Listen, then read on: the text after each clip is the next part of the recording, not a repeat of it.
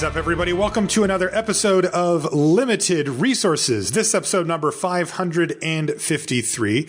My name is Marshall. I'm one of your Limited Resources, and joining me on the line all the way from Denver, Colorado, it's Luis Scott-Vargas. Luis, how are you? I'm doing all right. I'm a little under the weather, so we'll see how that ends up turning out. But I'm not worried. But I am going to get tested for COVID actually this Sunday, so we'll see how that goes. That's prudent. Right. As of right now, the only symptom I have is coughing. But I've just been feeling kind of crummy. So I figured it was better safe than sorry. But I'm not overly worried, nor do I want anyone to be worried on my behalf. But I do like being open with the listeners, of course. And who knows, I might be coughing during this episode. We'll see. Yeah. And it is interesting because we're all facing things like this, especially as it spreads further and further to perhaps more people that we know. Know, and that kind of stuff. And, knowing what to do and to take the right actions is, of course, really important and good. Obviously, I'm hoping the test comes back negative, but at the same time, I'm glad you're going to get it taken. I am good at taking tests. Historically, I've been strong at it, so I'm hoping I can pass this one too. Would you say you have positive results? Yeah, I was going to say, don't get too good at it. We've got a M21 specific show lined up for you today. Of course, as the set unveils itself to us, which it fully has at this point, let's be honest. We change our rankings, we change our views on cards, we change our pick orders, any way you want to put it, things change. And we start off every set with the set review to give you a good baseline of where things are at. And then the subsequent shows like this one and the ones we've done prior help you develop further into the format so that you can keep up, because you know what? Limited does change. There is a meta game for Limited, and things do change, and you need to adapt to it as we go. So we're going to give you the latest and greatest update on that, as well as a deep dive on two archetypes. One quite powerful and comes up pretty often, and the other one can be powerful but doesn't come up nearly as often as the others. But of course, you need to know how to play these archetypes when they do come up in your seat, and we're going to go deep on two of those as well today. Before we get into it, our sponsor, channelfireball.com. That's the place to go for all things Magic related. CFB's been back up and running for a little while now. You can go there and sell your cards. You can buy your cards. What else is going on over at CFB of note here, Luis? Well, we've been really happy with how CFB Pro has rolled out. For those of you who don't know what CFB Pro is, it is you get access to our premium content, which is right now our whole team is pumping out a lot of deck guides for standard and historic. So you can take a look at in-depth guides on how to play in sideboard with these decks. We also run a CFB Showdown tournament every month, which is free to people who have CFB Pro. And CFB Pro is only $5 a month or $10 a month, and you get $10 store credit. So it's really not a huge expenditure, especially if you're already going to spend money on Magic, and you do get a lot of benefits. Like you mentioned, we're buying cards. Well, if you want to buy card or sell cards to us and get credit, you normally get a 30% bump. CFP Pro members get a 35% bump. So again, if you were going to sell cards for credit, it could easily pay for itself just on that transaction alone. And if you've been enjoying all the cube drafts I've done, I put up about 8 cube drafts in the last, week and a half, 2 weeks.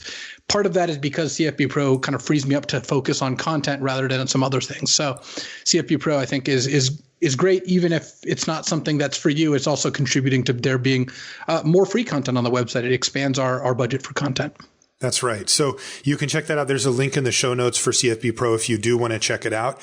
The show is, of course, also brought to you by you via the Patreon. So patreon.com/limited resources is where you can go to support the show directly. You get access to a bunch of cool stuff, including a behind the scenes recorded live view of the show, or recording live. In fact, we are right now live on the internet as we record the show. And there's even a chat room with some of our patrons and CFB Pro members in there, talking and stuff. We don't interact directly during the course of the recording, just because we want to keep the integrity for the people who aren't in the chat. But we do pop in at the beginning and we pop in at the end, and we'll talk and answer questions, and you can see what it looks like for us to do the show. We also start that recording up before we actually do the, what is up, everybody, getting into the actual show. So you get to see at least some of our pre-show and post-show banter as we do our show notes or just talk about stuff that's been going on or whatever. And then we're usually in the chat hanging out there too. So if you're interested in stuff like that, as well as a free thank you card in the mail and some other benefits depending on where you're at, patreon.com/limited resources also makes some cool stuff possible. I did, It's up on the LR YouTube channel, but I did record my matches with the black-white deck that we drafted last week as well. So you can pop over there to the Limited Resources YouTube channel, and you'll find the video there of me having played the matches with that. You can see how that deck did. And also, on top of all of that, we love to include our listeners as much as possible in the show. And that means things like, for example, if we have a guest on, or if we're doing one of our Q&A episodes, we like to ask our patrons for the questions that we get, and we love it. Those have become some of the most interesting and my favorite episodes to do, because we cover such a cool, wide range of fun topics, from weird stuff, normal food and, life stuff, but also, of course, tons of Magic related questions as well. And it covers stuff that Luis and I just wouldn't be able to come up with on our own. It's just, crowdsourcing that kind of thing is awesome. And if you are a patron of the show, you'll get access to those threads where I ask those questions, and we answer a question of the week, like this one from Ed, who says, Marshall, do you first pick LeBron or Jordan in your team's NBA draft? And he says, Luis, smoked salmon or regular cooked salmon? I'll let you go first, Luis. Oh, I think smoked salmon is quite a bit better. I do think regular salmon is good. They are both good, but I think smoking is a very good way to kind of prepare salmon. For me, I'm first picking LeBron all the way. Jordan, no disrespect to Michael Jordan, but I think that people overrate championships, like the actual winning of championships with regards to individual play. And if I was going to start a team from scratch, I would rather have LeBron James than Michael Jordan, because I think he's a better team player and also extremely durable with an insanely long career, especially if I got him for his whole entire career. Sounds like something someone without any rings would say. He's got 3. Come on. Maybe coming up on 4. The other thing that's interesting too, I don't know if you knew this, Luis, but if you do look back at the second championship run from Michael Jordan, and you look at the overall strength of the league at the time, it is significantly diminished from where it is now. The world. Oh, I knew that. I know that in general, humans are getting better, faster, and stronger at almost everything they do. No, that's true. I didn't mean it like that. I meant as more of an apples to apples type comparison, in that this is really, we won't spend too much time, but it's really interesting in that there was an expansion during those years of the league. So they went from 28 teams to 30 or whatever. And that means that the overall talent pool gets diluted a significant amount. And, the amount of wins that you needed, to get into the playoffs, or, the level of teams that were actually succeeding at that point was actually lower than, even a comparable, setup now. This is why my Pro Tour top 8s count for more than Kai's. I completely There you agree. go. See, that's exactly where I was going, Luis.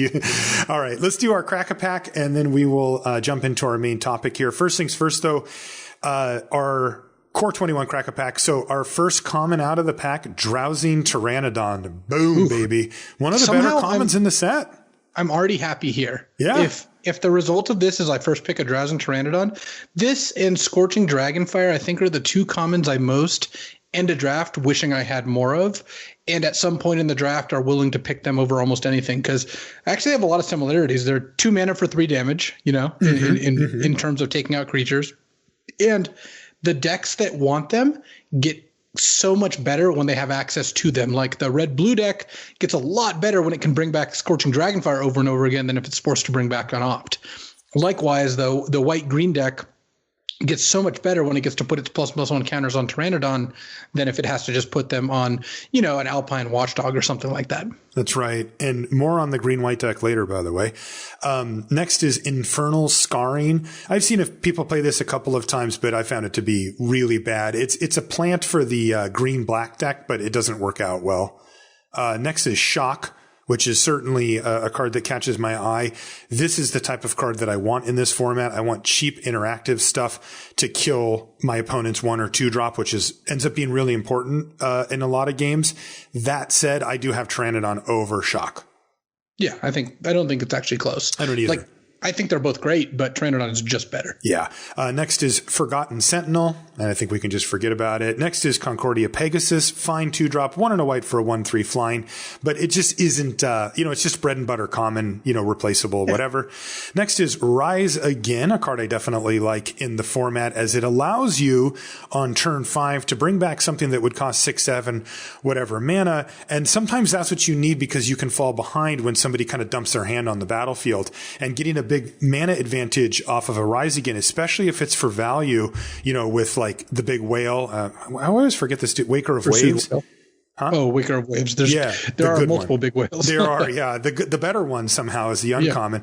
Yeah. But those are the type of plays that can end a game or stabilize a board for you. But again, Drowsing Pteranodon, I don't think the only common I think I would take over it is Scorching Dragonfire. So I'm not planning on taking it.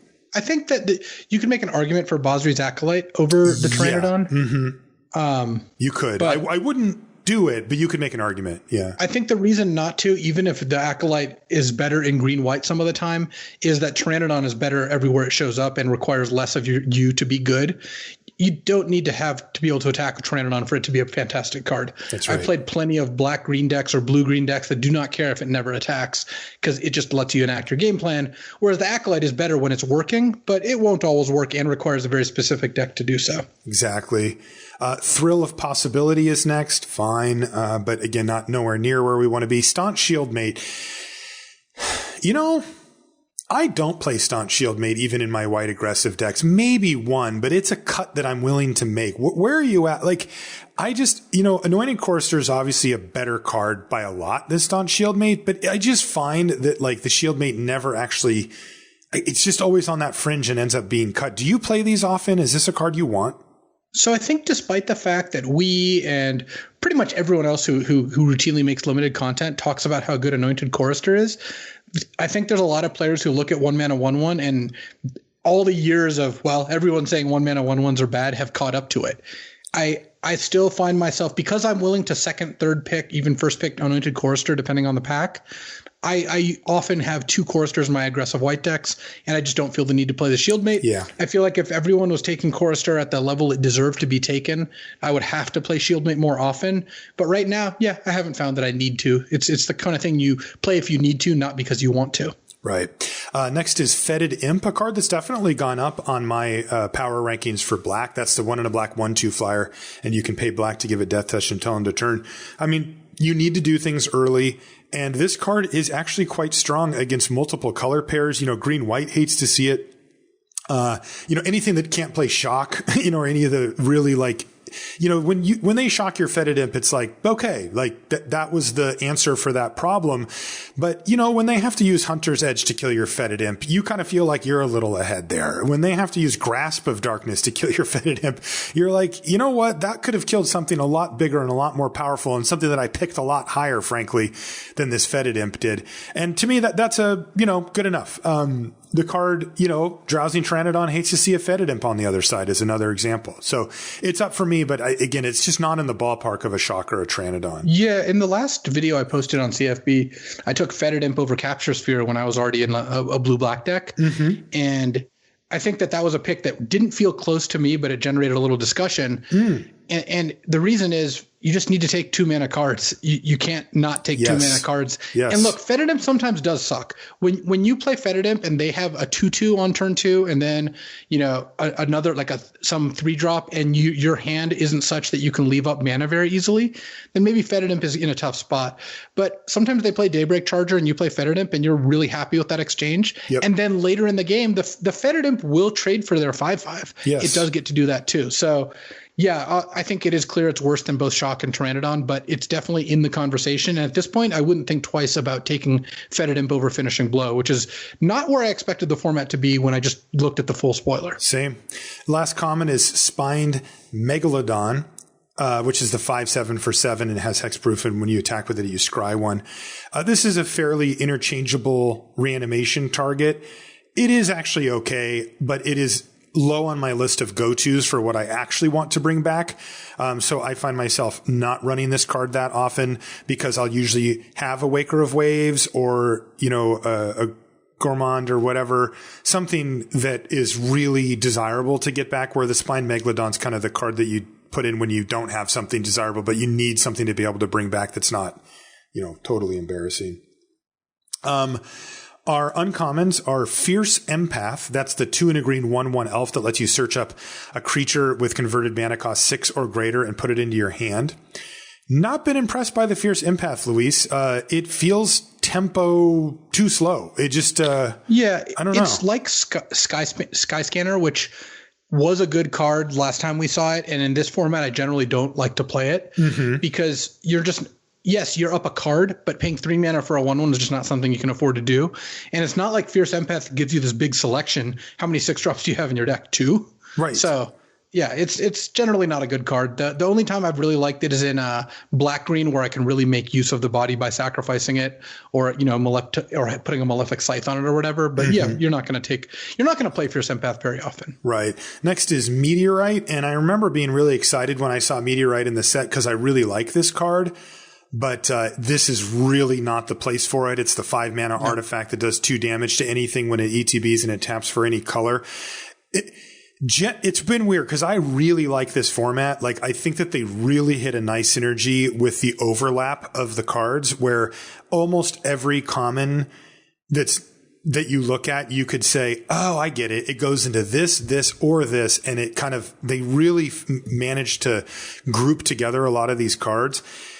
I like that about the format. Normally, if there's a Meteorite in the format and the Meteorite's good and or playable, I'm in heaven. I mean, it's this long game, grind them out, value thing, incremental advantage, all that stuff. And this format's not like that. You have to do things throughout the course of the game, starting with turn 1 or 2, or you die, and Meteorite just doesn't let you keep up. When my opponents play Meteorite against me, I usually feel relieved. I'm like, okay. I literally haven't seen that card land in the format. Yeah, I had somebody play 2 of them against me once, and it was really bad. It was really bad. But I haven't come close. I've never even considered putting this card in my deck. I haven't either. And it's a card. It's a favorite of mine, so that tells you something.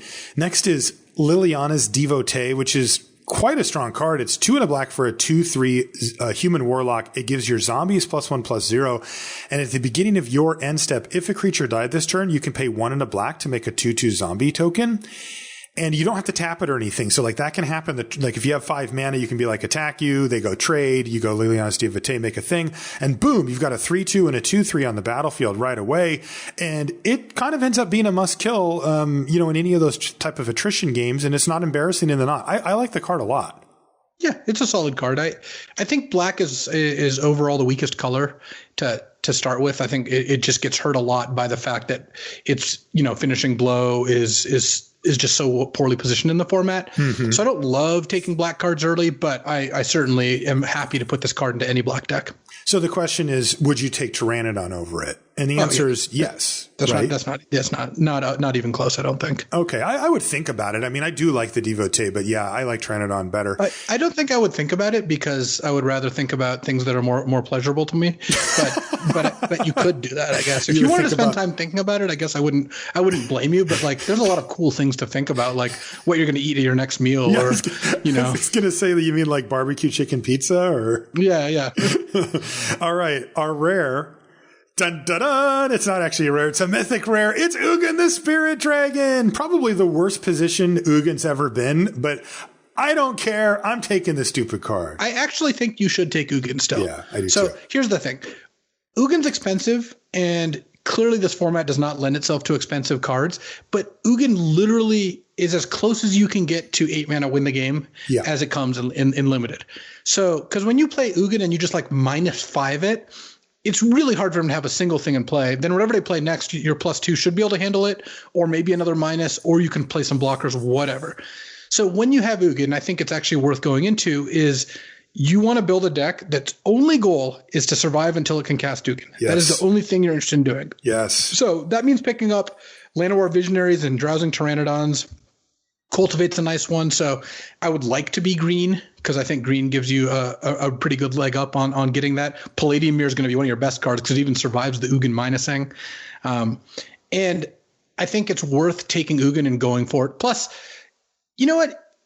honestly, you draft aggro so often in this format, it's pretty cool to have incentive to draft something other than aggro. Yeah, and that is one of the weird dynamics that you see is that normally if control decks or grindy decks are just sort of a feature of a format, then you weave those in some proportion to your normal decks. What we've got here, though, is a situation where you're not incentivized to do that. And in order to to make that incentive worth it, you have to make the payoff so powerful that you kind of can't not. And Ugin does. That it's one of the only cards in the whole set that actually says, you know what? Go for it, kiddo. Draft a slow deck. And plus Ugin is so sweet. I mean, it's got to be like the sweetest card in the set, right? I mean, come on. Like, yeah, it's pretty sweet. Kill everything. Okay, so we're going to take Ugin over the Pteranodon and hope to get past a few more Pteranodons so that we can put a little shield up between us and would-be attackers.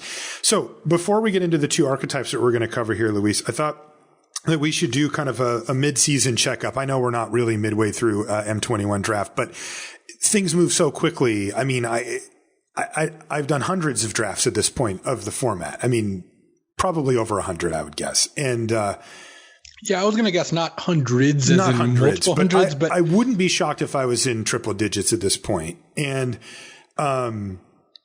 it's time to check in on the top commons, because as these shift around, they can give you an idea of how we view the format, how we're approaching it, and what we're using to succeed in it. So let's start with white. We have Basri's Acolyte still as the best common, and that's what we would have had coming out of the set review as well.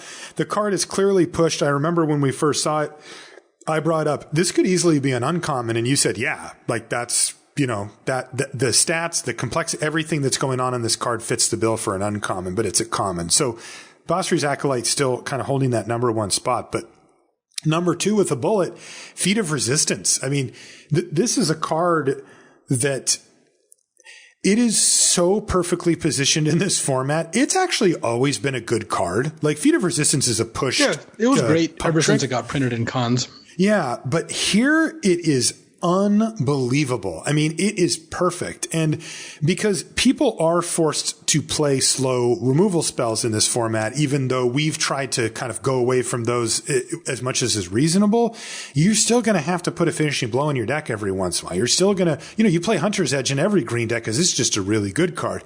Whatever the white one's called. What is it called? I forgot now. Anyway, the exile non-land permanent make a 1/1. Oh, secure the scene. Secure the scene, right? Like you have to run one of these every once in a while. It's just, you can't, it's very unlikely that you're going to be able to submit a deck with just no removal and be happy about it. And Feat of Resistance just punishes the ever-loving you-know-what out of those type of spells. Super powerful. It also just, there's a +1/+1 counter theme in the format. Like there's a 4 power matters theme in the format. It is about as good as it gets, for how good you can expect this card to be when it's in a set. That's right. It's interesting how much it's shifted. One of the things that you and I like to talk about just as a sort of strategic, method or whatever is, when do you use your removal? Right. And a lot of times it's correct to use your instant speed removal on your turn while your opponent doesn't have any mana available. And if you've ever played against green white in this format, this is the format where you internalize that lesson and carry it with you for the rest of your Magic career, because Ranger's Guile and Feat of Resistance just blow out all the removal spells in the format. And if you try to get greedy or just fall into the rhythm of being like, oh, I'll just wait till my opponent's turn, why not? Green white will show you why not, and it'll hurt. So yeah, Feat of Resistance is the best combat trick in the format, not remotely close. Next I have Anointed Chorister. Our buddy, you loved it when you first saw it in the set review. You were high on it, and yeah, it has definitely delivered. Yeah, I think this is one that we did call early on, and it's again the sort of thing that can be kind of deceptive because it does look like a 1-mana 1/1 dork. I just think the combination of lifelink with the pump ability gets back the tempo that you would spend pumping it. So I really like Anointed Chorister. This is the kind of card. It's so funny. They play an Anointed Chorister on turn 1, right? And then you play a 2/1, and maybe you're deciding whether or not you want to trade. and you might not trade with it because you're like, well, there's just a 1/1. And then like 2 turns later, you're like, oh man, I need to find a way to kill that chorister. It's attacking me for 5 now because they put a +1/+1 counter on it and they have 5 mana. And it's like, wow, I really should have taken that trade. Yeah. And, I was going to mention that what you just said too, is that it does go well in the +1/+1 counter themes because, the difference between the 1/1 or a 2/2 with lifelink is so big. I mean, it is a game-changing difference, especially when if you choose, you can just wait till later in the game and then start pumping it like you said. And then fourth, we have swift response here. The aggressive decks aren't really super into a swift response. It only kills tapped creatures, but this is an efficient way to kill anything that is going to be turned sideways at any point. And especially for like the black-white deck where it's often trying to kind of sit back and put together a game plan and get things going as far as that goes. Swift response goes a long way to keeping you alive. It's also, even though it's worse in something like red-white or green-white, which has a lot of ground creatures attacking, this format's aggressive enough that you can often expect to play against other aggro decks. And in that case, I don't mind having a swift response in my aggressive deck. It's terrible against a control deck. This is not the kind of card you need to push past them trying to stabilize. But if I'm playing green-white and you're playing red-white, I'm not going to expect to only be on the offense. Sometimes you're going to be attacking me, and this is a good mana-efficient way to take care of a creature. So it's funny. This card is in some ways worse than it looks because all the white decks are aggressive, or almost all of them, the black-white deck being the main exception. But that also then kind of flips it past a certain point where if every deck's aggressive or almost every deck's aggressive, then swift response gets a little bit of its value back because then you're actually finding more uses for it and you're not looking at it rotting in your hand against an opponent playing walls. That's right. Yeah. And it does also do some kind of cool things like, kill mana creatures and stuff like that where, you can use it at times when you wouldn't normally think that you would use it. That moves us to blue.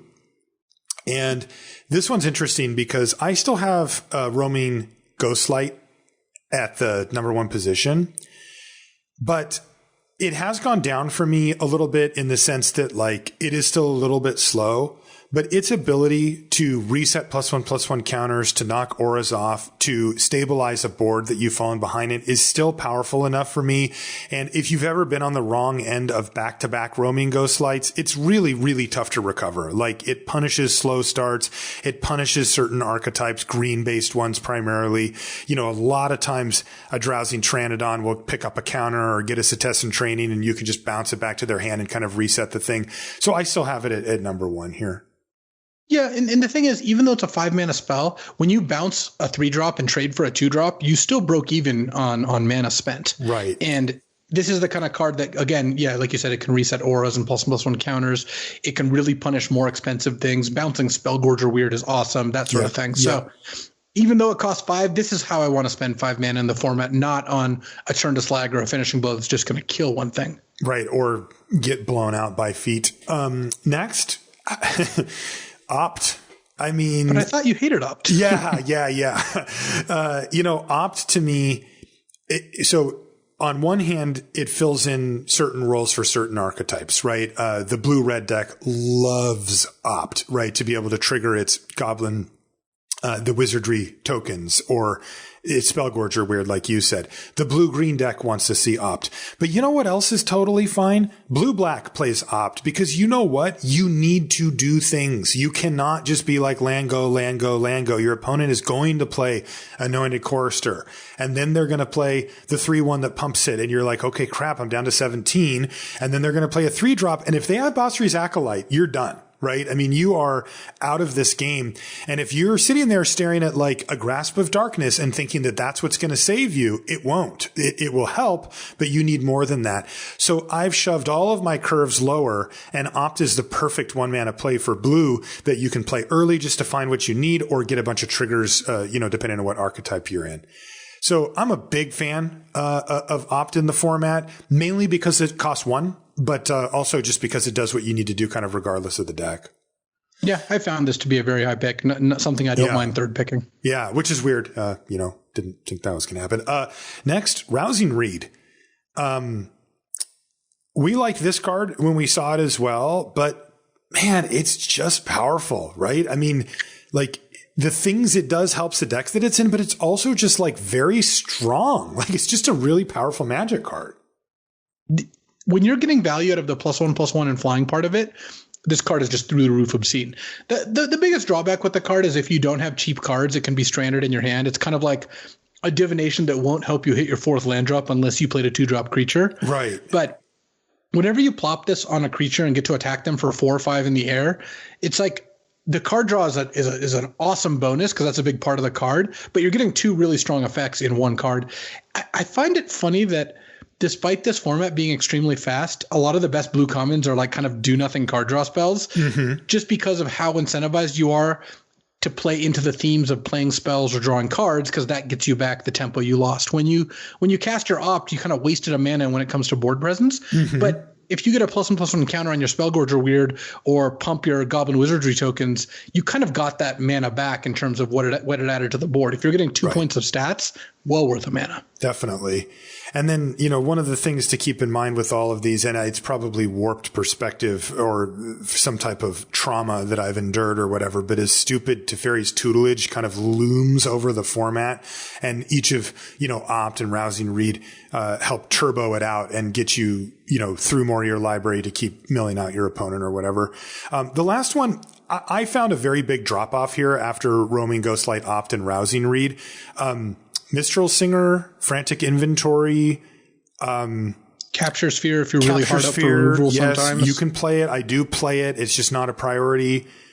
I don't know. There's some decks where Vidalian Arcanist is great. Yeah, definitely. These are all like mid-range blue commons. Mistral Singer's the most powerful of these. And the most easy to put into a deck. Yeah, in terms of raw power level, Mistral Singer is the best. It's a 3-mana 2/2 flyer that often attacks for 3 or 4, or can just be an awesome defender if you've got an Opt in your hand.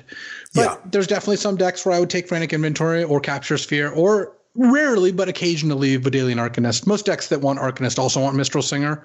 So I would generally say Mistral Singer gets this spot, but it's close enough that you're going to know what you have and what you want a little more because you're not third picking these in an ideal world. Yeah, no, you're right. In the average scenario, the Mistral Singer is the one that's going to go in there. So there you go. Black. First up, Grasp of Darkness. You need it. I mean, this is a little tough to cast on turn 2 sometimes, but Grasp of Darkness is just an absolutely critical removal spell for the black deck. If you are playing black and you end up with 0 Grasp of Darkness, this is not good news for you because this is your Scorching Dragonfire. This is, for its efficiency, it's the best removal spell in the format. For its casting cost, it's probably the second best removal, or, at common, I mean. I think Scorching Dragonfire is a little better because you can actually cast it on turn 2 almost all the time. But, Grasp is an incredibly powerful removal spell that can kill cards that cost 5 mana, as well as casting it on turn 2 and just kill their 2-drop. That is a very flexible, powerful card, and it's one of the reasons to be in black. So that's your best common for black still. Yeah, easily. Yeah. Next is it gets a little interesting how things go, but I have Deathbloom Thallid because of the fact that it is, unless they have Scorching Dragonfire, it is tough for them to actually just get through on the ground. And I've found the expendability of it really powerful. Like the fact that I'm just like, come at me. I'll trade it for any combat trick, any 2-drop, any 3-drop, like just throw something at me and I'm blocking with the thing all day long. And, because that's kind of the name of the game in the early part of the games as they play out. Yeah. And black, and this is part of the reason I think black's the weakest color, is black gets to this mode a lot faster than the other colors where you don't want to second pick a Deathbloom Thallid or a Rise Again or a Fettered Imp or a Skeleton Archer or a Crypt Lurker. All of these cards have values that vary. I think Deathbloom is the best of the non-grasp cards in general, but by the time you want to pick these cards, you hopefully have a little more info. There's some blue-black decks where I'd take Crypt Lurker over it, and then there's some decks where I would rather have a Fetid Imp, though that's a little bit more rare. So, and certainly Rise Again can go above Deathbloom Thallid in the right deck. So, in general, yes, I do think Deathbloom Thallid is the second best common.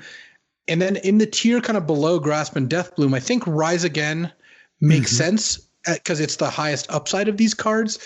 But I really don't like taking them that early and committing that early. So yes, I would take Rise Again in a vacuum, probably after Grasp and Deathbloom and above Fetid Imp and Crypt Lurker. but I really just don't want to be put in that position. And that's why I don't really like starting with black cards if I can avoid it. Yeah. And you can see, right, when you put it that way, it's like, oh, well, where do I go then? Like, I'm just first picking Grasp of Darkness. Okay, that's fine. That's a real Magic card, but like, yikes, right? And then that would leave the fourth place at Fetid Imp for the reasons that we described Grasp before. of Darkness is, I think, a generally better card than something like a Drowsing Pteranodon. I would take the Pteranodon, pick one, pack one over Grasp of Darkness. Agreed. I think you're going to win more if you do that.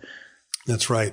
That brings us to red, and you won't be surprised to hear Scorching Dragonfire at the top, which I agree with what you said earlier, Luis. It's in the top 2 commons. It might be the best common in the set. Drowsing Pteranodon is also on my list there. If I had to, gun to head, I would say that Scorching Dragonfire is the best common in the set. I have Shock. We have Shock right after that. Shock is a worse Scorching Dragonfire. I mean, that's the bottom line. But the ability to trigger blue-red stuff for this cheap, a lot of times they just go upstairs. They have 2 wizardry tokens and a Mistral Sing, and they're like, to you, attack with everything. And they have a blue and a red up, and you're like, like, how am I supposed to get out of this? Like, they could have an opt or, whatever, and just blow me out here, but I can't just take all the damage, and they can just put you in such a bad spot. So just for pure efficiency and the ability to kill something so early. And I really like what you said earlier. There's numerous spells, particularly in blue-red, that get your cards back, right? At the uncommon level. There's the gold one. There's the, whatever the 3 blue blues. Thank you. Wow, I just don't know any of the names somehow. You take the guy out of the booth and it just falls apart. It's like unreal. I'll know all the names of the standard cards, but not these yet. I've played this format a billion times. Well, it's because no one's making you say them. You're just sitting there drafting. Exactly. And you're not talking about them, and that's just kind of how it works. That's right. But yeah, so, Scorching Dragonfire, Shock, both prime cards to get back and even cast in that same turn. The next 2 are key cards primarily in blue-red, which is the best color pair, and particularly for red. Spellgorger Weird and then Goblin Wizardry, but man, Goblin Wizardry is just knocking at the door of Spellgorger Weird. There are worlds where I would take it over it. In general, though, I do think that the cheaper Spellgorger Weird does outperform by a little bit. Yeah, and there are matchups where you're going to be much happier with Wizardry. When you play against the opponent who has, 2 Scorching Dragonfires and a Grasp of Darkness, you're just going to be so much happier if you get to play Wizardry and force them to deal with the goblins. Mm-hmm. But in general, you should just take the card that's cheaper and has higher upside. Yep. And that is the Spellgorger Weird. That leaves us with green. You won't be surprised to hear that we have Drowsing Pteranodon at number 1 in green. Want to reinforce the point you made earlier, Luis. It's not just about getting it to attack. It performs well in this format, even if it never attacks. And so that means it's flexible. It means that if you first pick it, you aren't, if you first pick Spellgorger Weird, and you're not blue-red by the end of your draft, that Spellgorger Weird is going to be on the fence to even make it in your deck. If you first pick Drowsing Pteranodon and you're green, it's in your deck. Yeah, there's no green deck that would not play that. Right. And it has a great upside of all of these different things, right? We'll talk about them in a minute with the counters deck, but I mean, Pride Malkin, Hunter's Edge, Cetizen Training, to just get it going on the very next turn. In the case of Pride Malkin and Cetizen Training, and then a turn after that, but it's where you get to kill something with 4 toughness or less with the Hunter's Edge and slam for 4. This thing has a very high upside, and its baseline scenario in a format where people are dumping their hand onto the battlefield is great. So Drowsing Pteranodon, number 1. Number 2, Hunter's Edge. I mean, Hunter's Edge is a very powerful removal spell. It took me a couple of drafts to really remember that it's a bite, not a fight. It just feels like a fight card, like it's priced like everything else we've seen in that range, and they're giving you the counter, so it makes sense that it would be a fight, and it's just not. Every time you can find an opening to get Hunter's Edge resolved, it will kill something and change your attacks almost every time. So super powerful. I do think it's close between Hunter's Edge and Llanowar Visionary. Mm-hmm. I would not fault you for taking Visionary over Hunter's Edge. Mm-hmm. Kind of depends a little on where you're at in terms of a deck. I would personally take Llanowar Visionary over Hunter's Edge early in the draft before I had information. That makes sense. But it doesn't take much to make me swap those plays. If you first pick Seasoned Hallowblade, second pick Anointed Chorister, and then you have that decision, I'm taking Hunter's Edge. it's going to be much better in that deck.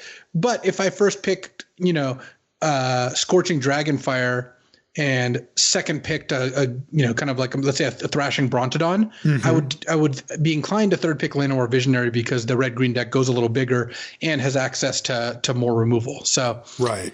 In general, I think that the Visionary and Hunter's Edge are basically about even. Yeah. I think going into an unknown deck, Visionary is slightly more powerful because it's a 2-for-1.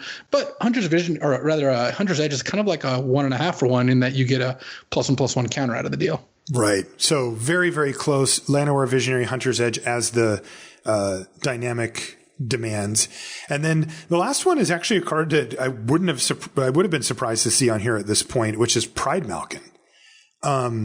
But the combination of the Tranodon combo of just going Tranodon into Pride Malkin, which is very, very strong. And I have been really surprised at how often its static ability of giving everything with a +1/+1 counter on it trample has been very relevant. Like, oh yeah, it matters a lot. Pride Malkin, is going to be in the yearbook under most improved.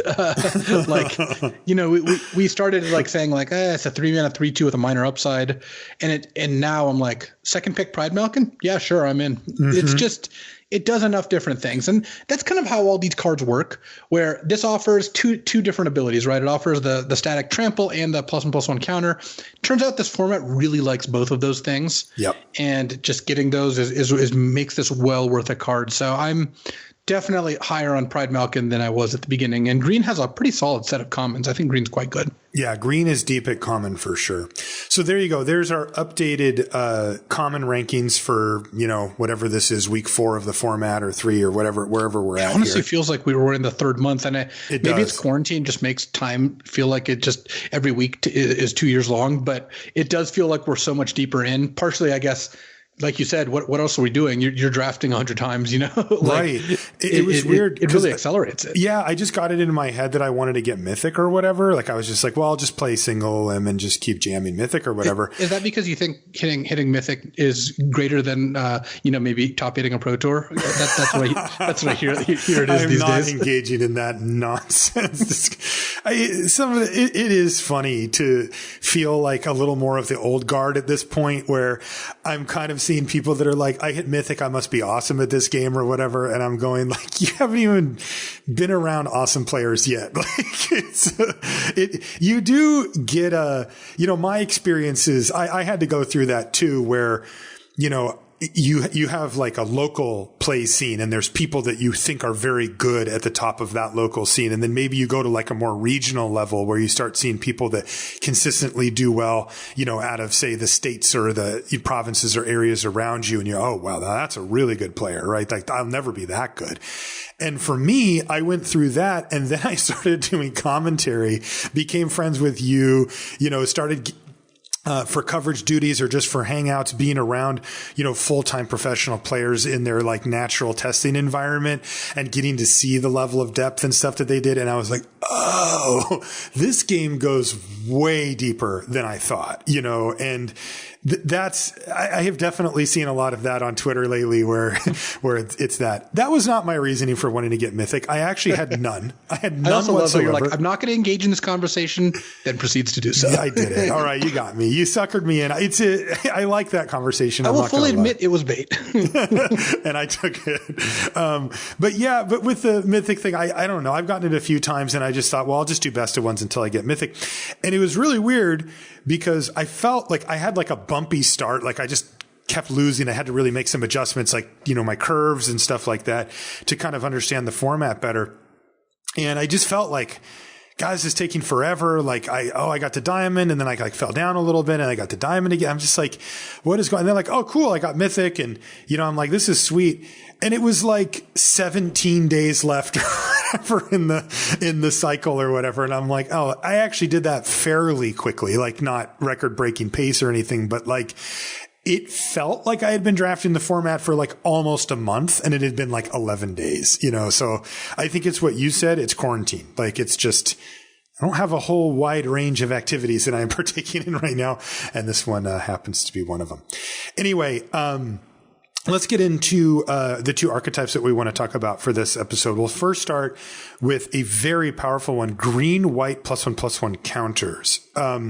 So the game plan for the archetype is simple. It's to overpower your opponent literally by creating a big board of huge creatures. You just want to have more power and toughness on the battlefield than your opponent, turn them sideways. Premium combat tricks protect your key threats or your key engine enablers. You know, we talked about feat of resistance being powerful there to push through a bunch of damage while keeping your kind of core game plan of abusing different +1/+1 counter type themes intact. Talking about the commons, a rough ranking of them here, but we kind of throw these lists together without, going over too much scrutiny, but roughly speaking. And just like we talked about earlier, sure, the top about 6 cards here are cards I would be satisfied taking in the first couple picks. Once you get past that, once you get down to Pride Malkin below, these are not cards you're ideally second or third picking, so you'll have enough information to know between them.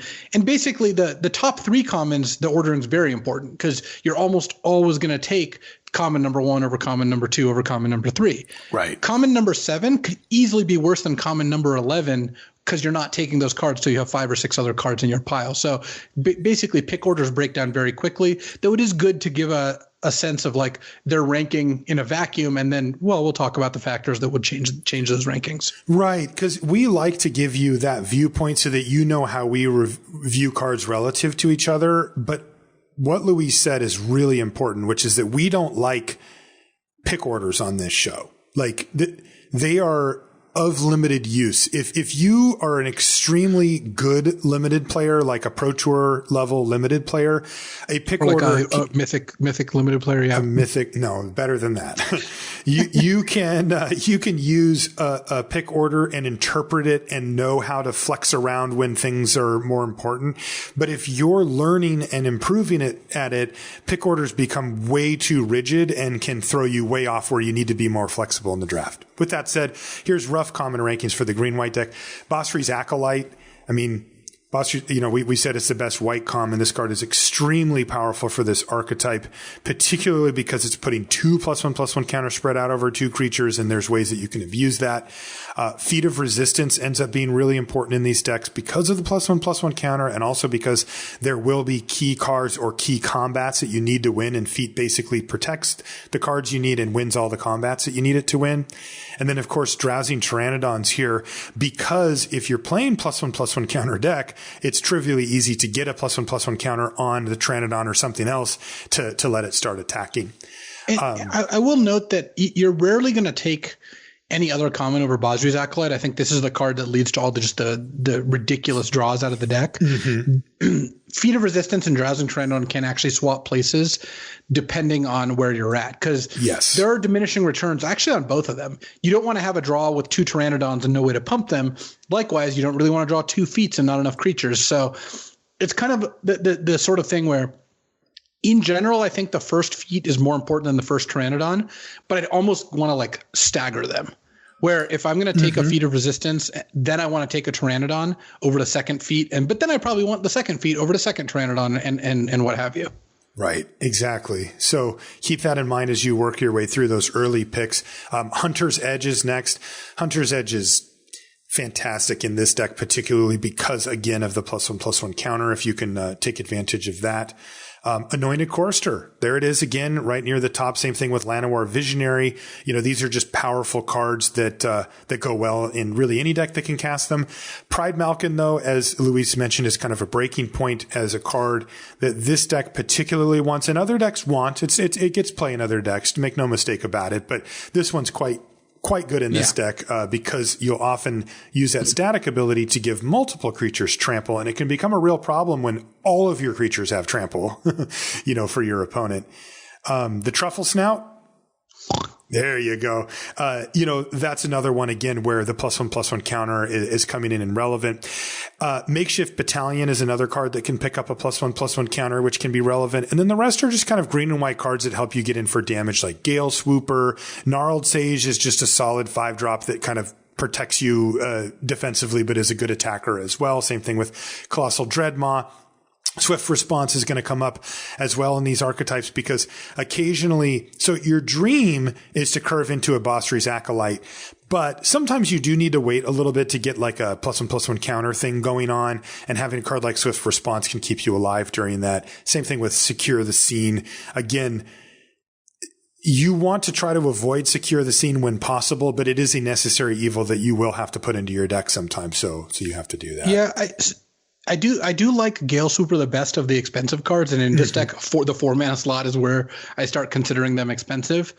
Not counting Basri's Acolyte, that card gets a pass, of course. But Gale Swooper I found to be quite effective because it immediately does something like 2 to 4 damage when you cast it, and then it threatens an additional 3 a turn. So I do prioritize Gale Swooper. I think a bit higher than the rest of the cards in this category, kind of starting after the Truffle Snout. Yeah. And the other card I wanted to mention that I do play a fair amount in this deck is Short Sword. The first Short Sword I found pays some pretty good dividends, especially if you've got some Drowsing Pteranodons.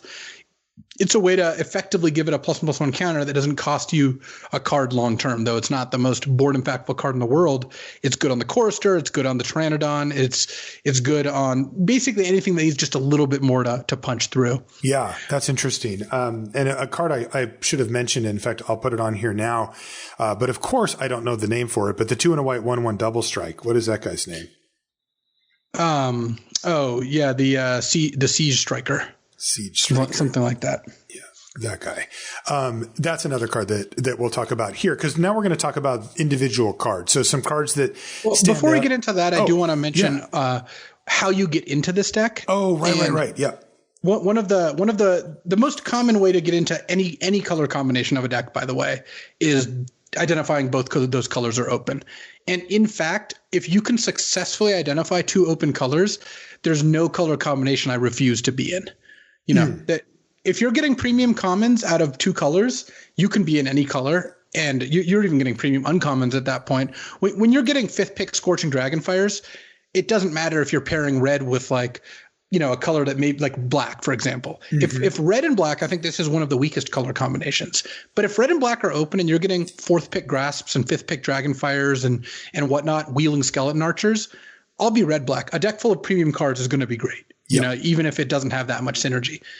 Green-white, of course, is the best deck, I think, in part because it has, or at least in competition for the best deck, because it not only has card quality plus synergy. Of course, that's a huge edge. But yes, having green and white cards be open is step 1.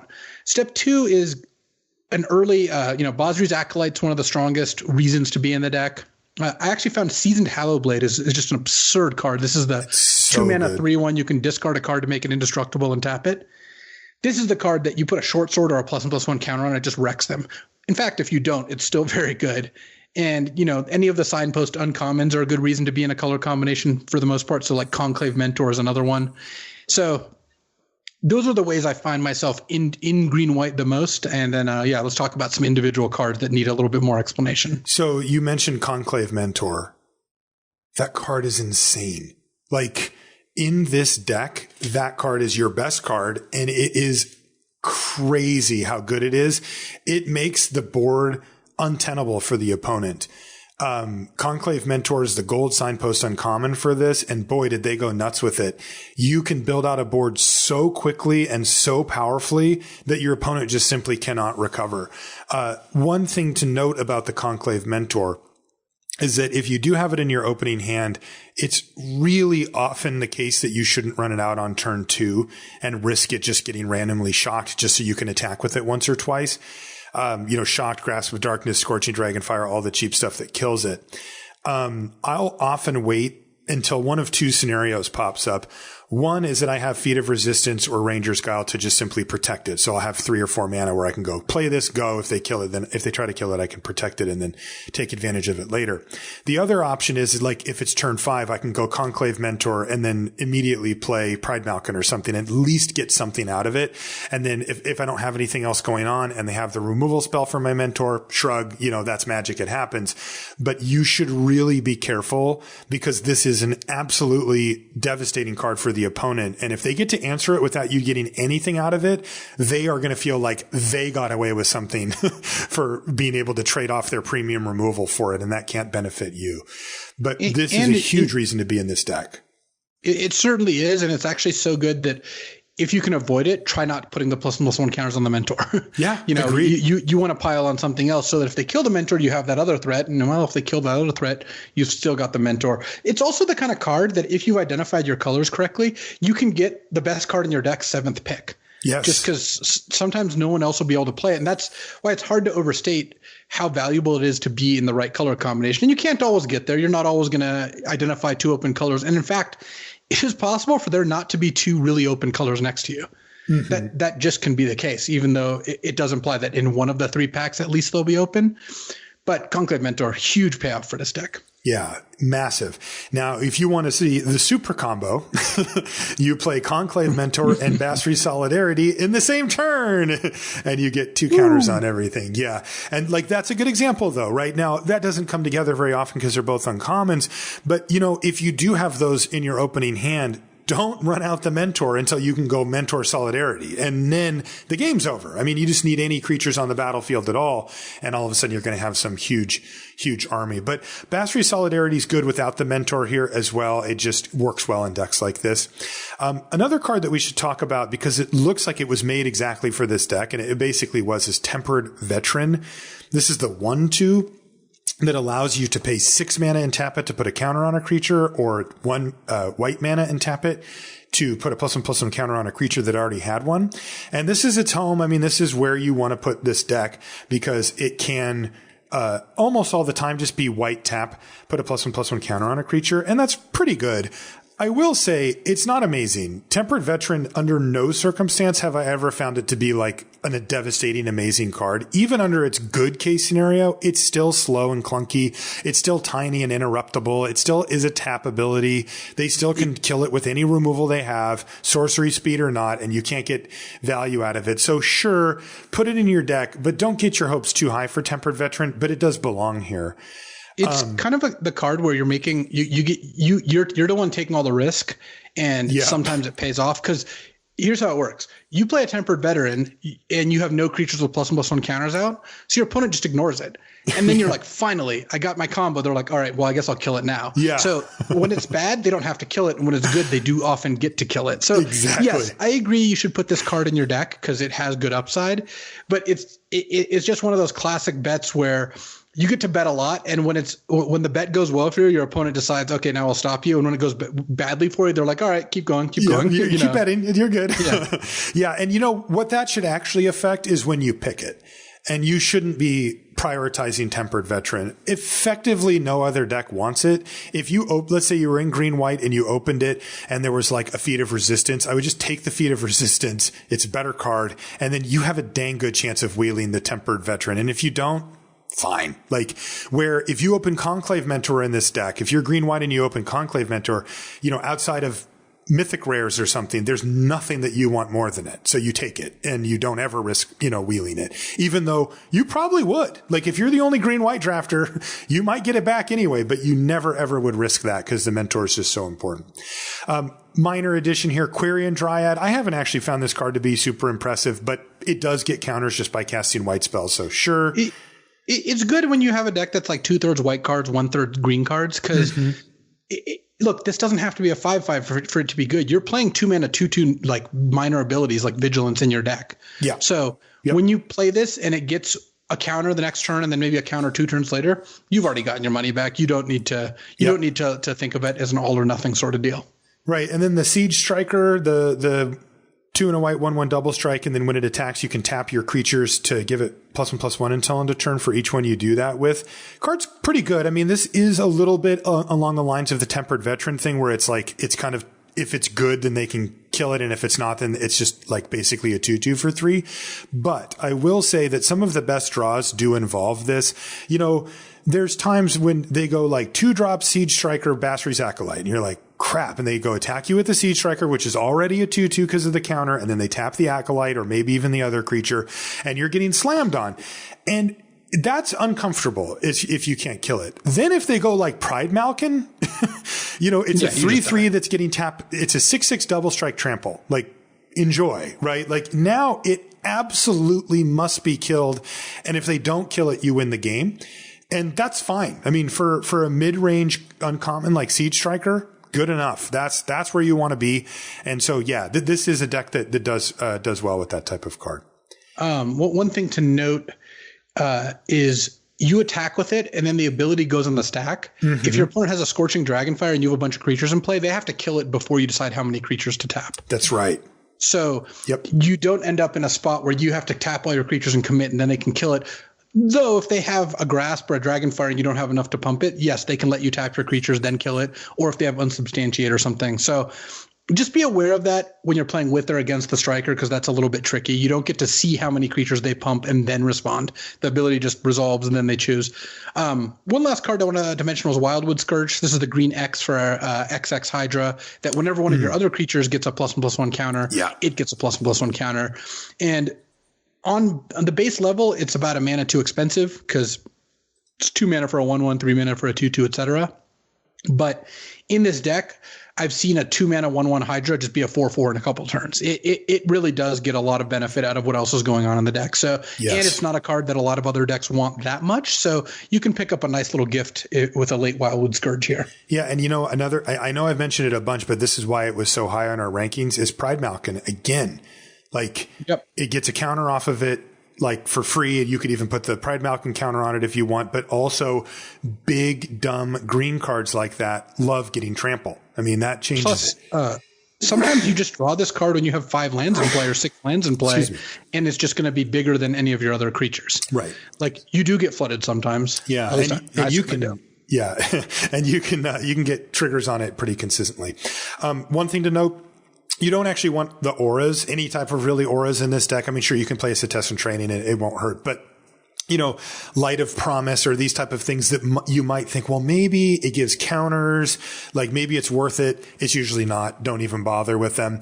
This deck is a really kind of a baseline, fundamental power and toughness type deck.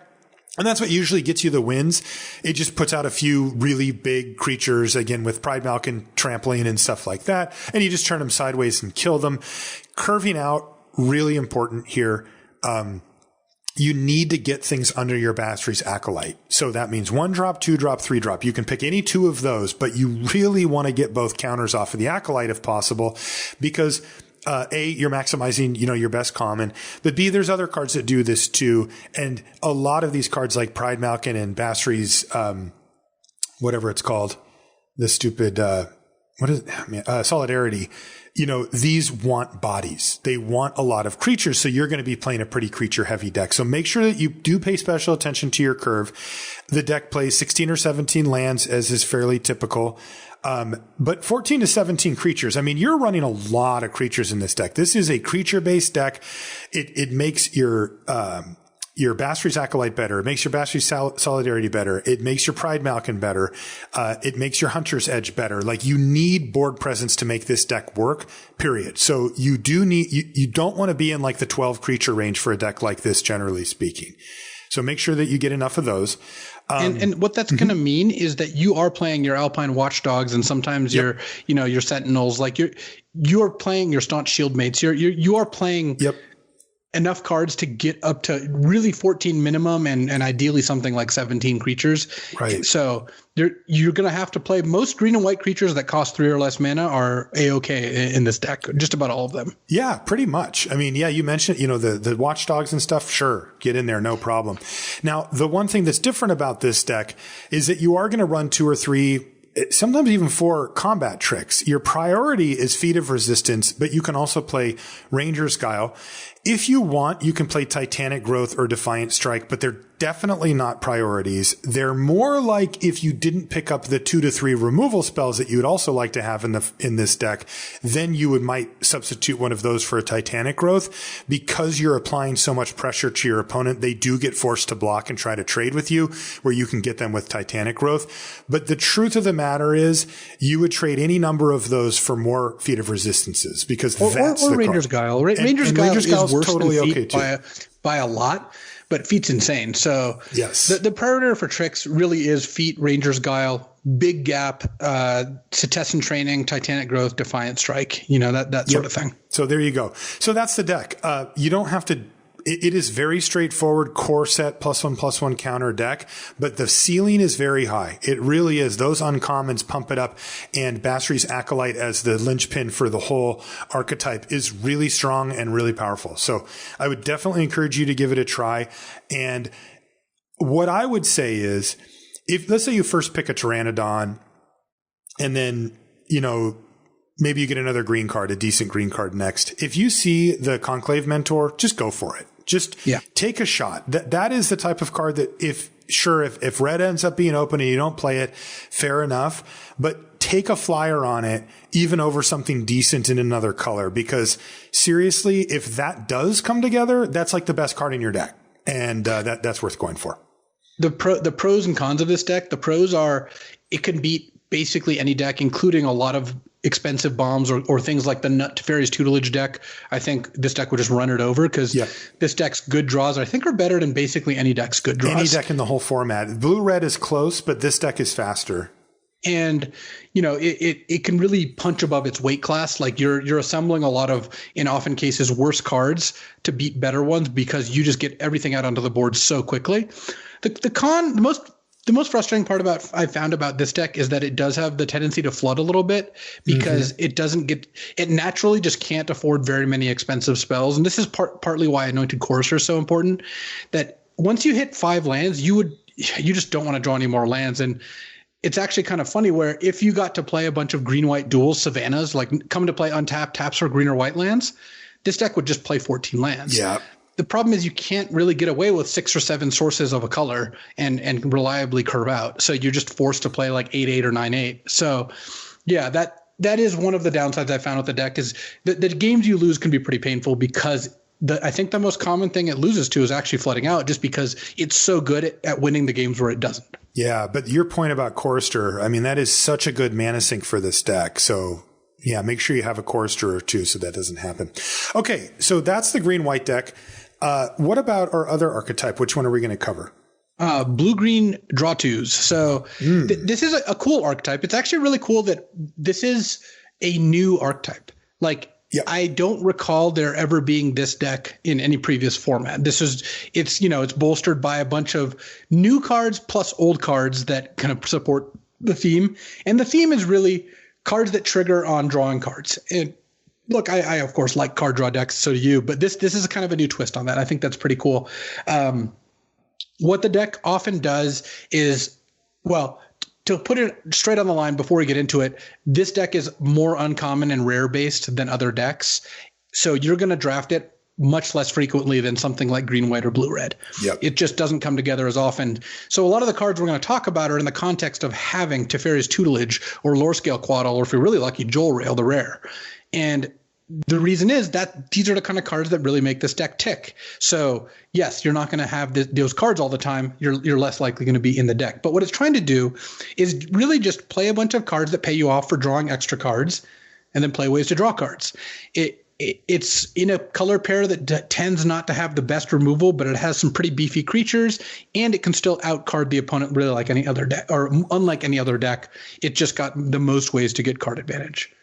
So it's the deck that uses Rousing Reed the best, by the way. Yes. It's a very good card in this deck. The ways to kind of end up here are, again, early Teferi's Tutelage, 3rd through 5th pick like Lore Scale Quaddle, or if blue and green are both open. Again, the same holds true. If you're going to end up with all the Drowsing Pteranodons and Roman Ghostlights at the table, like you're just going to have a good deck. It doesn't really matter that your theme is not as well supported. For a common ranking, Drowsing Pteranodon is just the best card in this deck. It's super important because this deck, unsurprisingly, has a lot of ways to draw cards, which tends not to give you the best board presence. Drowsing Pteranodon is a perfect way to convert the thing you have excess of, cards, into something you need, defense. Mm-hmm. Plus, it does actually get to attack in this deck sometimes. But yeah, Drowsing Pteranodon is almost irreplaceable. I really love the Pteranodon in this deck.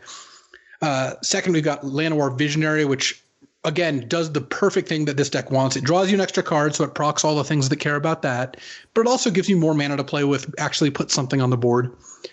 Hunter's Edge, very good in this deck as well because it has a lot of creatures. It actually tends to have a fairly good board. And they're big. So having removal is good, especially since blue and green don't have tons of it. And then Rousing Reed and Roaming Ghostlight are very close thereafter.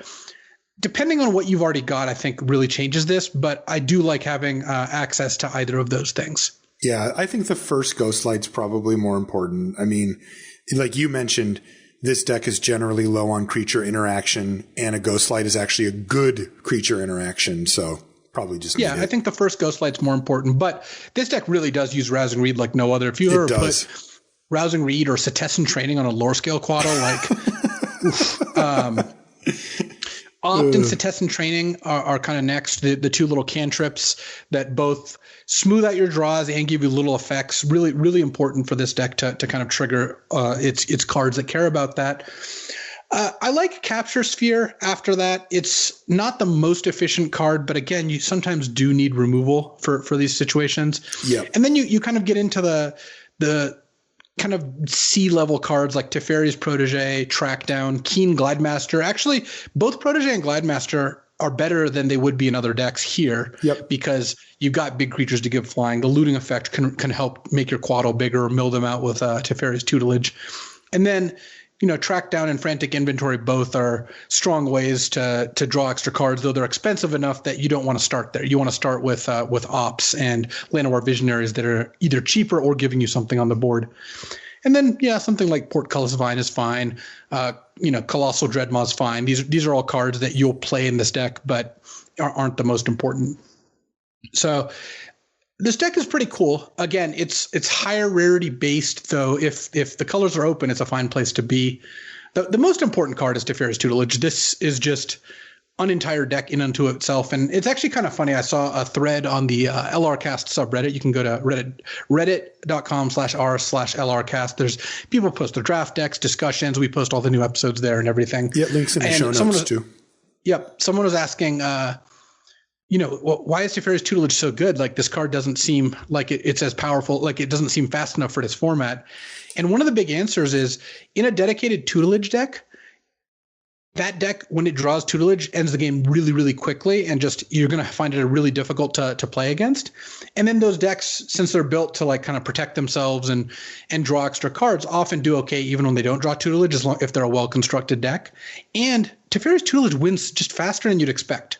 Just by itself, it's actually relatively fast. There's so many ways to draw extra cards in this format. It is a scourge on this format. It is the Grown Test winner. I'm locking it in right now. Oh, I hate that card. It is the card that most often beats decks I think are not going to be beaten.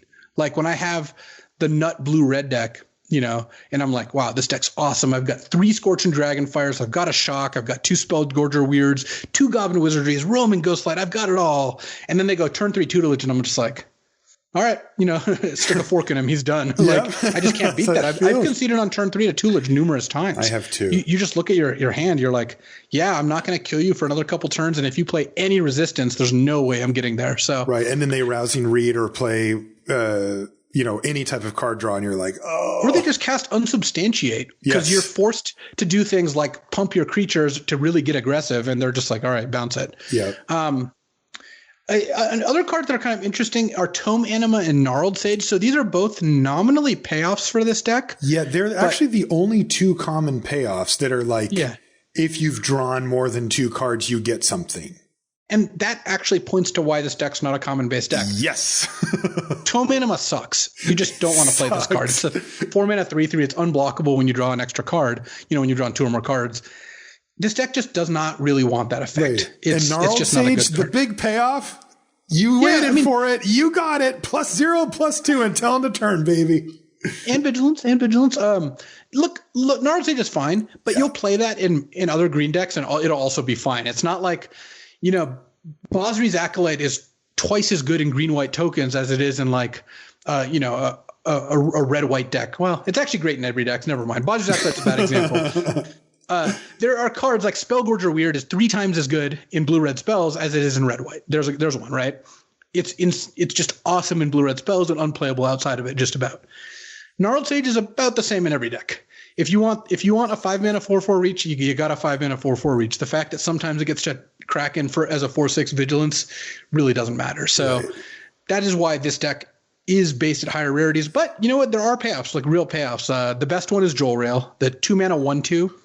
Whenever you draw your second card for the turn, she makes a 2/2 cat, and you can spend 6 mana to make all your creatures XX or X number of cards in your hand. So not only is she a 2 mana 1/2 that very quickly starts generating 2/2s for free.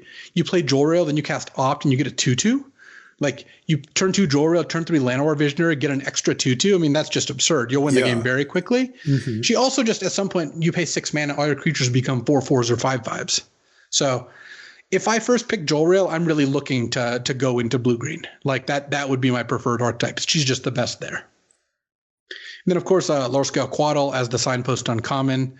Very, very good. Just by itself, it just grows every turn. And in this deck, it can grow really fast. Plus, you do like playing those enchantments like we talked about, Rousing Reed and Test and Training. And then this deck makes pretty good use of like Reign of Revelation or Jeskai Elder, these cards that like draw you extra cards and really help you kind of tear through your deck. Jeskai Elder's good because this deck does tend to play a decent amount of spells. And it's another card that's good with like Rousing Reed. It's actually great with Rousing Reed. Mm-hmm.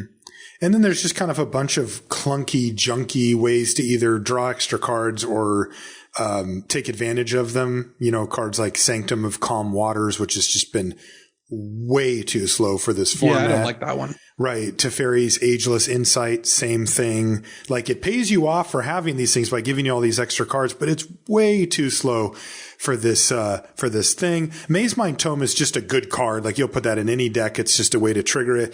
Teferi Master of Time is another way to get extra cards, but I mean, it's a freaking mythic. And like you've got random cards like Tolarian Kraken, which like at least pays you off somewhat for having particularly instant speed card draw, or if you're the aggressor like you can be in this deck, you know, to tap down your opponent's Fetid Imp so that your Lower Scale Quaddle can get in or whatever. But, you know, you get the vibe, right? That this doesn't have the same level of punch that we were talking about with the other archetypes that we've talked about on our archetype deep dives here. I'm talking about Sanctum of Calm Waters and Tolarian Kraken. Like, this isn't where I want to be. Like a key, again, with Tolarian Kraken is when we look at these archetypes, part of what you get out of being in one is you get to make use of cards better than other people. Right. Red, blue. If you're the only red-blue drafter, you can reasonably expect to get all the Spellgorger Weirds and Goblin Wizardries. Mm-hmm. Other decks tend not to want them. Sometimes like red-black does, whatever. In this deck, Tolarian Kraken is not that much better than it is in any other deck because it just doesn't get that much of an upgrade. It's just that it's not the kind of card that does. So we're not effectively using cards better than other decks, with the exceptions of, you know, Lower Scale, of course, it's even these two colors, Jewel Rail, Tutelage. Those are better here. Yeah. But you're not getting that much of a equity by being in blue-green. I do think it's important to go over the deck, though, because I've used this analogy before. Knowing how to draft an archetype is having like a tool in your arsenal. And in some drafts, you know, it's like there's always a tool for the job. And in some drafts, the right tool to get the job done, to get to 7 wins, to get, you know, in the best of 1 or 3 wins in a best of 3 is going to be blue-green. Yep. Sometimes that's just going to be correct, either because you opened Jewel Rail or because you got a 5th pick Lower Scale Quaddle when you had 3 blue cards already. And we want you to know kind of how to draft this deck, even if, you know, if every color pair starts out at 10%, right? Because there's 10 color pairs. We're seeing blue, red, and white, green kind of expand to where those are, you know, edging in on the 15 to 20%. Right. And black, red, and blue, green are contracting down to the 5%.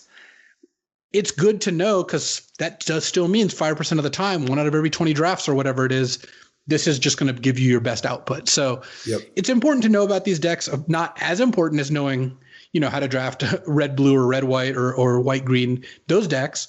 But important enough to know, because if you want to give yourself the highest chance to do well in any draft you play, it is important to know how to draft every deck. That's right. And, you know, I did want to contrast a point that you just made. So you mentioned the blue-red deck and like getting Goblin Wizardry and what's it called? The Spellgorger Weird. Right. Those are 2 common payoffs or 2 common cards that go into that archetype that are very powerful. Those are desirable cards that do things within it. When you contrast that with Tome Anima, particularly, and then less so Gnarled Sage, because Gnarled Sage kind of does most of what it does without the payoff. But focus on Tome Anima. That is your whatever, you know, your Spellgorger Weird for this archetype. It's not very good. There aren't that many. There's, in fact, 1 card, tome anima that you should be getting that nobody else wants that's supposed to be a payoff for the thing. And it missed. It just wasn't quite powerful enough. That's fine. That's, not all cards are meant to be exactly the same power level, but it's our job as limited players to recognize, the common payoffs aren't there. There are no common cards that I actually care about that say, but if you've drawn 2 cards this turn, then something really great happens. Like you get onboard advantage or you get card advantage or something, you kill a creature, something. They don't exist. And I mean, admittedly, this is a tough archetype to build because what are you supposed to do? You're supposed to be like, well, you put card draw effects in your deck, which are good for you anyway. And now I'm going to reward you for doing that. Like you're supposed to have to work. This is like, telling me like, I'm getting paid for getting paid. It's like, it is kind of hard to balance them out. But as a result, we actually have to go up into the uncommon range to even make this deck desirable. So what Luis is describing are the times when you do see those uncommons and these colors are open, because I'll tell you what, I have gotten rocked by this deck on the ladder before. I mean, the scenario that you described happened to me where they played Lore Scale Coatl, they opted or something. So it got up to like 4-4 after a couple of turns and they're like Rousing Reed. And I'm like, oh my God, I don't have removal right now, or my removal is red-green based. That thing's a 7/7 and it's flying. I'm dead. Like I can't ever beat it. And I just died to it right away. So there are powerful interactions, but this is not a deck that you're going to see draft in and draft out because of that common payoff problem. So, go ahead. It's valuable to know about it, but we don't want you going out and thinking like, I got a second pick, Llanowar Visionary, time to draft blue-green, that sort of thing. Exactly. So any tips on this as far as the build goes that people should be looking out for?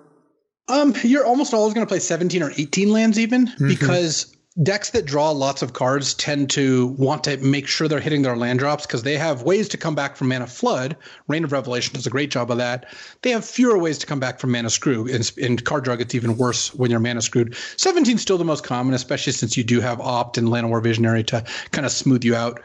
You're going to want in the range usually of around 14 creatures, 15 creatures, which is actually a fair amount. Part of that is because creatures these days draw extra cards, and things like Skyscanner are actually playable in this deck. You're going to want, some of the cantrips like Setessan Training, Opt, and Frantic Inventory, but you do also want some of the bigger card draw spells. Reign of Revelation, we keep mentioning that because it's the most efficient. It isn't uncommon, so you're not always going to get it. But I've even played Read the Tides in this deck because this is also a deck that can pay 6 to bounce 2 creatures, going down a card because Bounce Murmur puts you down a card. But once you're up 3 cards, going down a card to get some tempo back on the board is actually fine.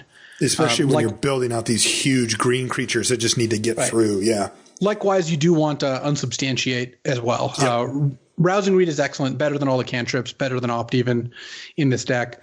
You do want a couple payoffs. If you don't have any payoffs, you're unlikely to be correct to be in this deck, though. Like I said, if you end up with 3 Pteranodons, 2 Llanowar Visionaries, 2 Roaming Ghostlights, a Rousing Reed, and a Reign of Revelation, like you're going to be fine being in this spot, even if you don't have any Quaddles. But I would expect to see around 2 payoffs on average, whether that's like a Quaddle and a Tutelage, or Joel Rail and a Quaddle, that sort of thing. 1 or 2 6-drops, whether or 5+ drops. So like. Colossal Dreadmaw. This is the best Sublime Epiphany deck if you do end up there, and it's worth mentioning rares because it has the best things to copy, and it can ramp into it with Llanowar Visionary or Cultivate, and it's just a really high impact card for this deck. Of course, the card's great in any deck, but it is particularly good here. This deck also uses Teferi, Master of Time, the best of all the decks. And then I would expect to see a couple removal spells if you can get them. Hunter's Edge, Capture Sphere, Roaming Ghostlight kind of pulls double duty as a creature / removal spell. And that's kind of where you end up in the deck most of the time. Yeah. And, again, to zoom out to the big picture, the deck ends up being a pile of good cards more often than some synergistic machine. So keep that in mind.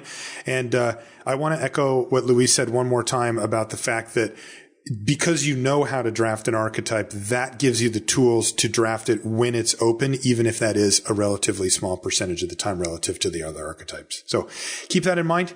And these are just arrows in your quiver, right? These are just weapons that you'll have available to you when the time pops up. And this is what you see pro players doing when they're testing limited, is when they understand an archetype, they want to look to other archetypes, to niche scenarios. This is where, I've been in these testing houses with these players where they will have discussions about specific rares. And you might wonder, well, why? You're probably not going to open it. That isn't really what you should be focusing on. But it is. Because if you do open that rare, you need to know if it's worth going for or not, if it's hard to figure out, right? What is it called? Double vision, or what, the one in this set? Yeah, double vision. Yeah. That's the type of card that is hard to figure out, because you can read it. It's the 3 red, and it doubles your first instant or sorcery you cast each turn. It copies it. You might think well, that could be really slow and not worth it, or it could be insane and you kind of have to take it. And if you never tried it or know somebody that you trust who's tried it, you won't know. And if you go to a tournament or a draft or whatever that actually matters to you, and that might be your F&M, right? It might be the one time a week you actually get to, play against people when that becomes a thing again, whatever. It might be with your friends that but you really want to beat them or whatever.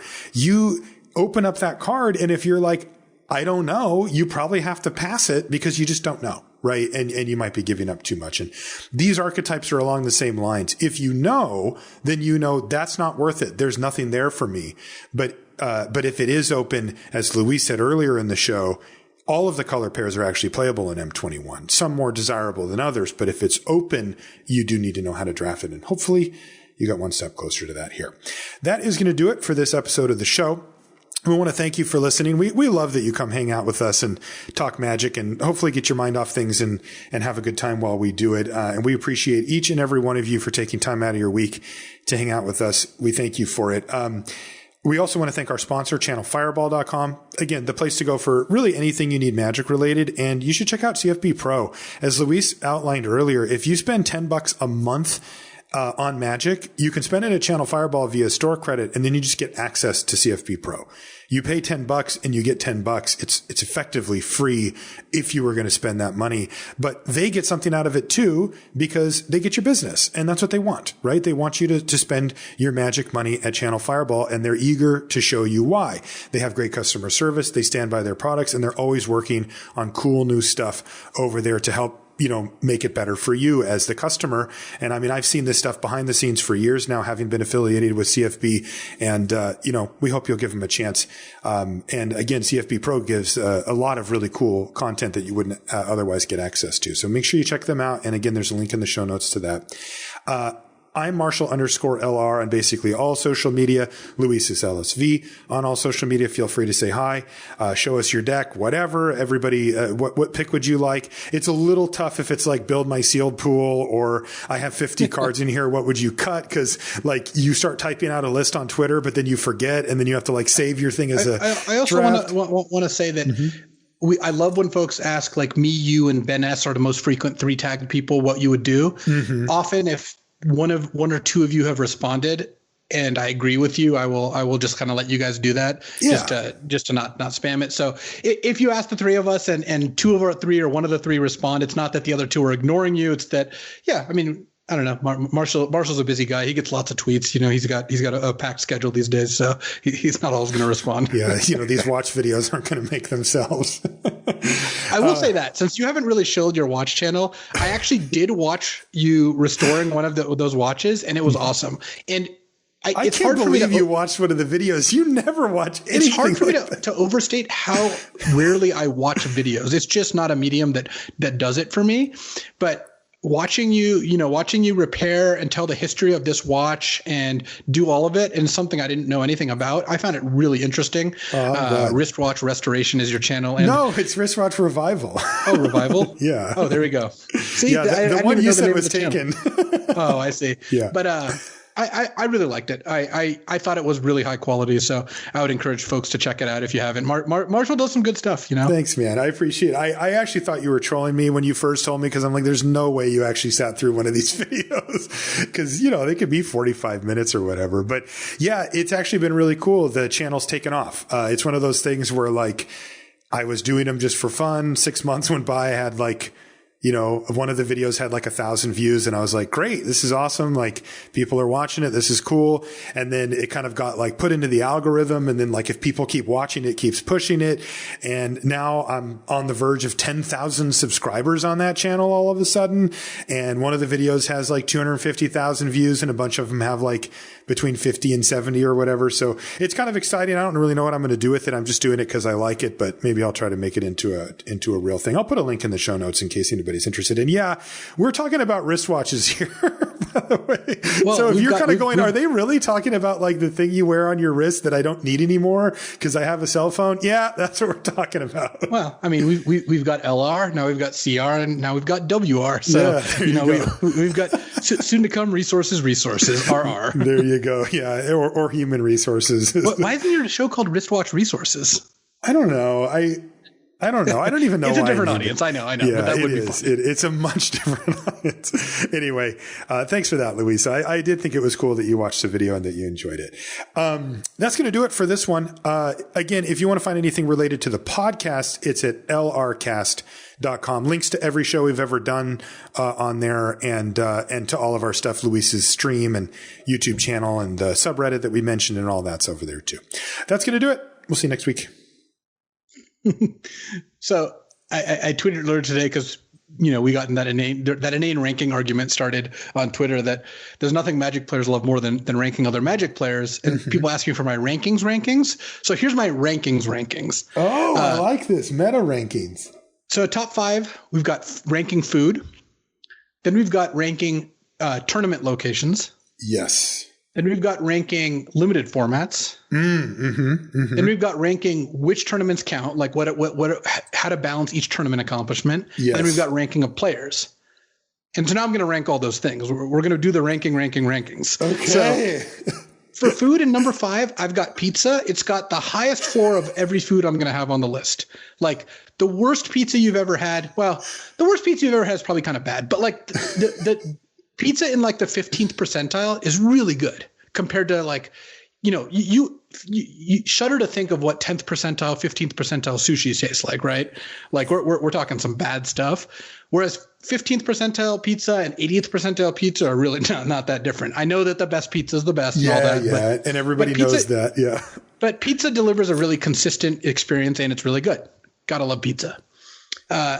Next is Thai, specifically Thai curry. I find that Thai curries are the best. I mean, I like Indian food quite a bit, but Thai curry, it stands above both Japanese and Indian curry for me. I think like a good Penang or Massaman curry is just really excellent. I love coconut milk. I think that's what that extra kick is. Plus, I have found that Thai does the best spicy food. I like getting super spicy food. I had it last night and so today. Good. Yeah. And it's not to say that Indian doesn't do spice well too, but honestly, I find that Thai spices integrate a little bit better, at least for my palate. Though a good vindaloo is also, it's also going to destroy you, which is somehow the point of spicy food.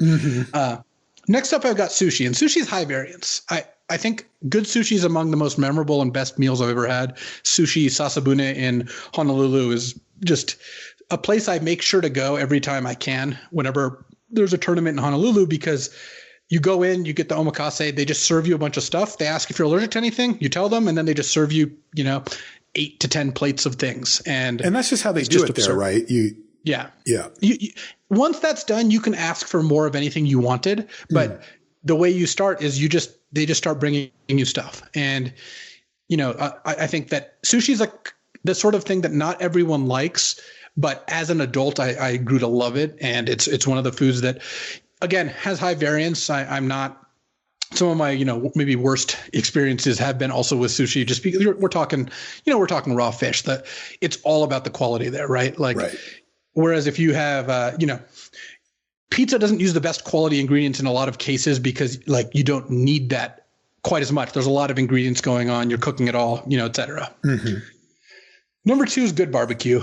Like barbecue is another pretty high variance food. And I have found that the delta between the best barbecue and like middling barbecue is enormous. So, you know, when you say Kansas City, the first thing I think about is, you know, the barbecue there. Oklahoma Joe's is just absurd. And I once paid to have ribs shipped to me from there. That place is like good. Which were, you know, on dry ice. And then I reheated them and they were really good. Mm-hmm. So also, I've been striving to learn how to cook good barbecue, and yeah, it really delivers. And then this one's going to be a controversial choice, but for me, a good Southern California burrito is really just about the pinnacle. And part of it is I have not found that experience to be recreated outside of like San Diego / LA. And even in Northern California, it's not quite as good.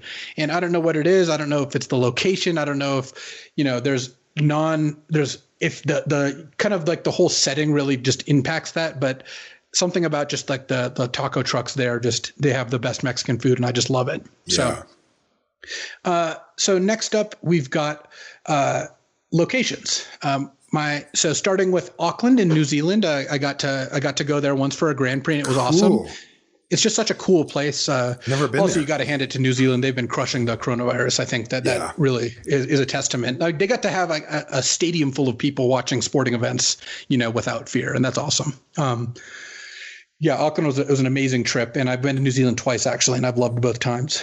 Followed by Sydney, actually. You know, back when I was a little newer to GPs and there were fewer of them, I used to make a pilgrimage every year to the Australian / New Zealand GP. I went like 4 years in a row to Melbourne, to Sydney, to Auckland. You know, and I really enjoyed doing that. And going to the Sydney Zoo was one of the highlights. The Sydney Opera House, of course, is an amazing building. So.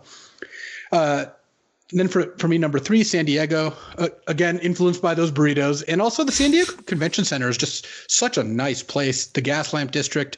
Look, I know it's kind of touristy and overpriced, but it's hard to overstate how much it matters that everything's walkable from the convention center, from your hotel, and everything's so pleasant. Perfect I've had weather. The best cup of coffee I've ever had in my life in San Diego. Mm-hmm. So, soft spot. I will say that if I got to go on a vacation and no tournament was involved, San Diego would drop in the power rankings. It gets a lot out of the tournament setting.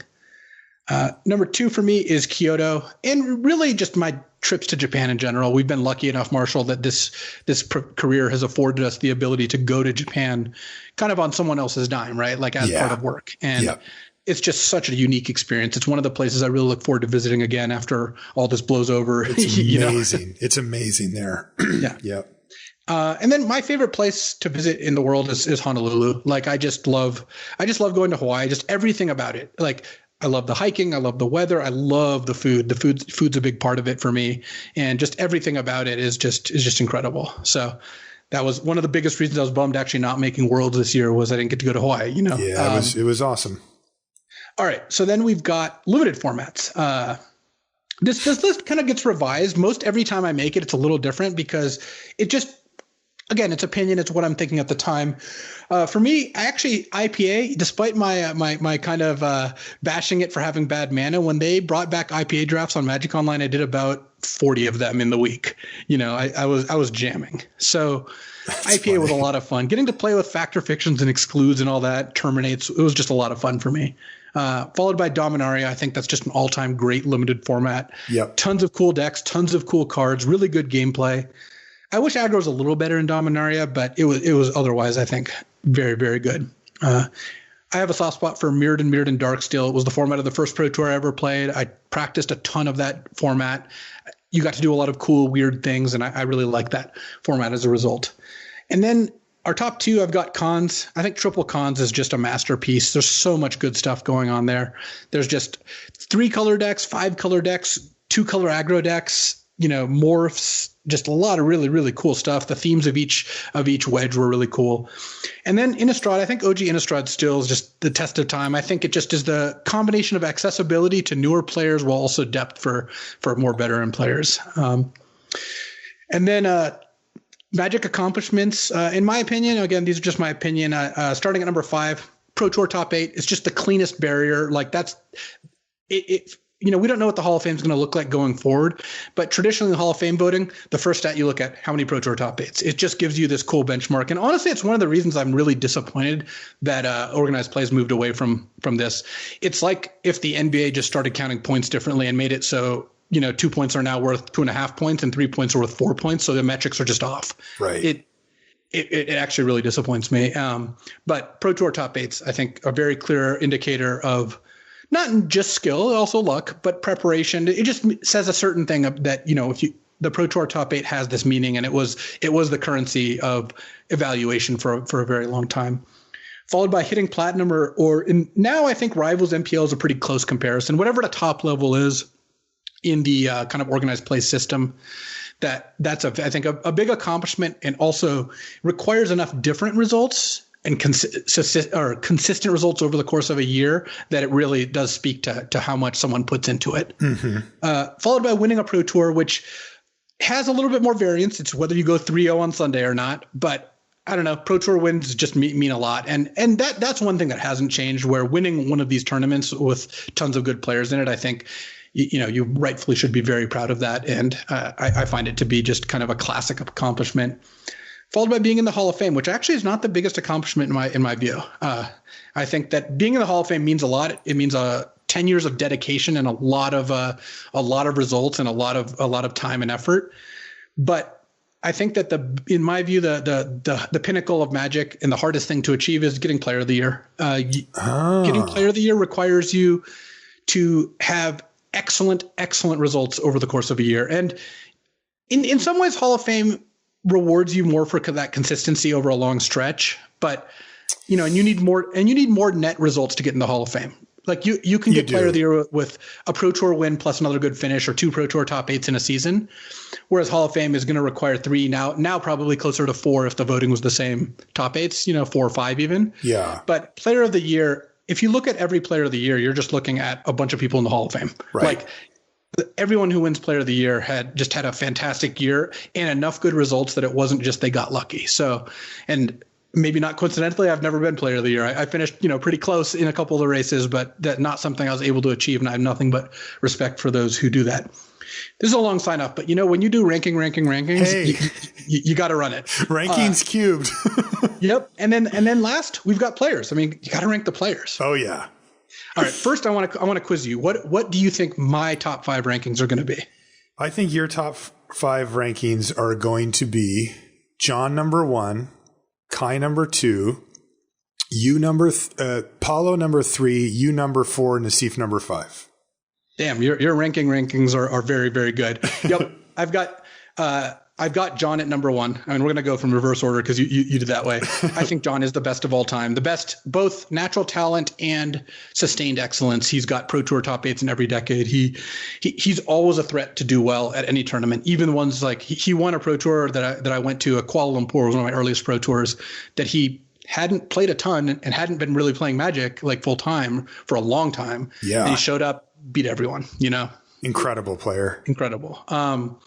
We've got Kai number 2. I mean, 7 Pro Tour wins, like whatever. Like you can talk about rings all you want, Mr. LeBron, but but Kai really is just an all-time master. Yeah. And he's also really funny. Yeah. He's got really a very funny. Germanic wit. I've got to give Paul the number 3 spot. And honestly, I think the gap between Paulo and Kai is not very big. I would not fault anyone for putting Paulo second. I do think that John's number 1. I have not changed my opinion on that.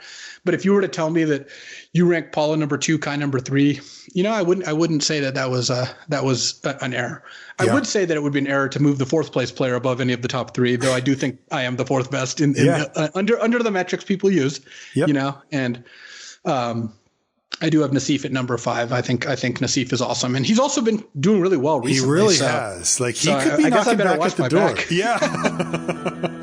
But as always, I mean, these are just the things I'm saying off the top of my head. I don't expect everyone to agree with them, but when you ask for rankings, you get rankings, and this was the rankings.